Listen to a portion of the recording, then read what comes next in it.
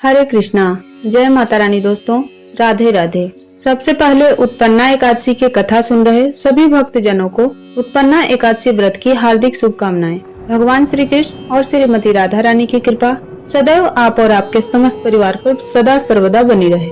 आज के वीडियो में हम आपको उत्पन्ना एकादशी जो भगवान श्री हरि विष्णु को समर्पित है का कथा सुनाने वाली हूँ। और हाँ, यदि आप सभी भक्तजन मार्गशीर्ष मास की कथा अभी तक नहीं सुन रहे हैं तो चैनल पर रोज अपलोड की जा रही है। आज से ही मार्गशीर्ष मास की पावन कथाएं सुनना प्रारंभ कर दीजिए। विश्वास कीजिए, इन कथाओं को सुनने मात्र से आपके जीवन की सभी समस्याएं दूर हो जाएंगी और आपकी मनचाही इच्छा भी पूरी हो जाएंगी, क्योंकि मार्गशीर्ष मास भगवान कृष्ण को समर्पित है। अब आइए उत्पन्ना एकादशी की पावन कथा का श्रवण करते हैं। श्री कृष्णम शरणम मम, श्री विष्णु शरणम पुण्यम, कर्तव्यम यत्नम सदा, उपवासम तम कर्तव्यम, सर्व पापक्षयाय च। अर्थात श्री कृष्ण ही मेरी शरण है। भगवान विष्णु की महिमा का श्रवण पुण्यदायी है और इसे हमेशा भक्ति के साथ करना चाहिए। एकादशी का व्रत सभी पापों का नाश करने वाला और आत्मा को उन्नति प्रदान करने वाला है। धर्मराज युधिष्ठिर कहने लगे कि हे भगवान, मैंने कार्तिक शुक्ल एकादशी अर्थात प्रबोधिनी एकादशी का सविस्तार वर्णन सुना। अब आप कृपा करके मुझे मार्गशीर्ष माह के कृष्ण पक्ष की एकादशी के विषय में भी बताइए। इस एकादशी का क्या नाम है तथा इसके व्रत का क्या विधान है, इसकी विधि क्या है, इसका व्रत करने से किस फल की प्राप्ति होती है, कृपया यह सब विधान पूर्वक कहिए।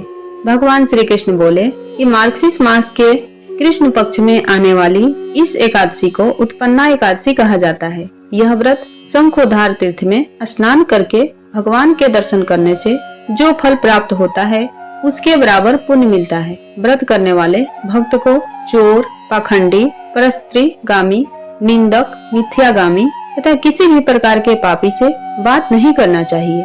इसका महात्म्य मैं तुमसे कहता हूँ, ध्यान पूर्वक सुनो। युधिष्ठिर कहने लगे कि हे भगवान, आपने हजारों यज्ञ और लाख गोदान को भी एकादशी व्रत के बराबर नहीं बताया, तो यह तिथि सब तिथियों से उत्तम कैसे हुई, बताइए। भगवान कहने लगे, हे युधिष्ठिर, सतयुग में मूर नाम का दैत्य उत्पन्न हुआ। वह बड़ा बलवान और भयानक था। उस प्रचंड दैत्य ने इंद्र, आदित्य, वसु, वायु, अग्नि आदि सभी देवताओं को पराजित करके भगा दिया। तब इंद्र सहित सभी देवताओं ने भयभीत होकर भगवान शिव से सारा वृत्तांत कहा और बोले, हे कैलाशपति, मूर दैत्य से भयभीत होकर सब देवता मृत्यु लोक में फिर रहे हैं। तब भगवान शिव ने कहा, हे देवताओं, तीनों लोकों के स्वामी, भक्तों के दुखों का नाश करने वाले भगवान विष्णु की शरण में जाओ, वे ही तुम्हारे दुखों को दूर कर सकते हैं। शिव जी के ऐसे वचन सुनकर सभी देवता क्षीर सागर में पहुँचे। वहाँ भगवान को शयन करते देख हाथ जोड़कर उनकी स्तुति करने लगे कि हे देवताओं द्वारा स्तुति करने योग्य प्रभु, आपको बारंबार नमस्कार है। देवताओं की रक्षा करने वाले मधुसूदन, आपको नमस्कार है। आप हमारी रक्षा करें। दैत्यों से भयभीत होकर हम सब आपकी शरण में आए हैं। आप इस संसार के कर्ता, माता पिता, उत्पत्ति और पालन करता और संहार करने वाले हैं। सबको शांति प्रदान करने वाले हैं। आकाश और पाताल भी आप ही हैं। सबके पितामह ब्रह्मा, सूर्य, चंद्र, अग्नि, सामग्री, होम, आहुति, मंत्र, तंत्र, जप, यजमान, यज्ञ, कर्म, कर्ता, भोक्ता भी आप ही हैं। आप सर्वव्यापक हैं। आपके सिवा तीनों लोकों में चर तथा अचर कुछ भी नहीं है।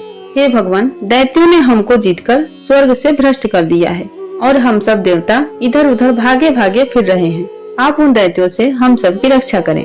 इंद्र के ऐसे वचन सुनकर भगवान विष्णु कहने लगे कि हे इंद्र, ऐसा मायावी दैत्य कौन है जिसने सब देवताओं को जीत लिया है? उसका नाम क्या है? उसमें कितना बल है और किसके आश्रम में है तथा उसका स्थान कहाँ है? यह सब मुझसे कहो। भगवान के ऐसे वचन सुनकर इंद्र बोले, भगवान, प्राचीन समय में एक नाड़ीजंग नामक राक्षस था। उसके महापराक्रमी और लोक विख्यात मूर नाम का एक पुत्र हुआ। उसकी चंद्रावती नाम की नगरी है। उसी ने सब देवताओं को स्वर्ग से निकालकर वहां अपना अधिकार जमा लिया है। उसने इंद्र, अग्नि, वरुण, यम, वायु, ईश, चंद्रमा, नैऋत्य आदि सबके स्थान पर अधिकार कर लिया है। सूर्य बनकर स्वयं ही प्रकाश करता है, स्वयं ही मेघ बन बैठा है और सबसे अजय है। हे असुर निकंदन, उस दुष्ट को मारकर देवताओं को अजय बनाइए। यह वचन सुनकर भगवान ने कहा, हे देवताओं, मैं शीघ्र ही उसका संहार करूंगा। तुम चंद्रावती नगरी जाओ इस प्रकार कहकर भगवान सहित सभी देवताओं ने चंद्रावती नगरी की ओर प्रस्थान किया। उस समय जब दैत्यमूर सेना सहित युद्ध भूमि में गरज रहा था, उसकी भयानक गर्जना सुनकर सभी देवता भय के मारे चारों दिशाओं में भागने लगे। जब स्वयं भगवान रणभूमि में आए तो दैत्य उन पर भी अस्त्र शस्त्र आयुध लेकर दौड़े। भगवान ने उन्हें सर्प के समान अपने बाणों से बिंध डाला। बहुत से दैत्य मारे गए, केवल मूर बचा रहा। वह अविचल भाव से भगवान के साथ युद्ध करता रहा। भगवान जो भी तीक्ष्ण बाण चलाते वह उसके लिए पुष्प सिद्ध होता। उसका शरीर छिन्न भिन्न हो गया, किंतु वह लगातार युद्ध करता रहा। दोनों के बीच मल्ल युद्ध भी हुआ। 10,000 वर्ष तक उनका युद्ध चलता रहा, किंतु मूर नहीं हारा। थककर भगवान बद्रिक आश्रम चले गए। वहाँ हेमवती नामक सुंदर गुफा थी। उसमें विश्राम करने के लिए भगवान उसके अंदर प्रवेश कर गए। यह गुफा 12 योजन लंबी थी और उसका एक ही द्वार था। विष्णु भगवान वहाँ योग निद्रा की गोद में सो गए। मूर भी पीछे पीछे आ गया और भगवान को सोया देखकर मारने को उद्यत हुआ। तभी भगवान के शरीर से उज्जवल कांतिमय रूप वाली देवी प्रकट हुई।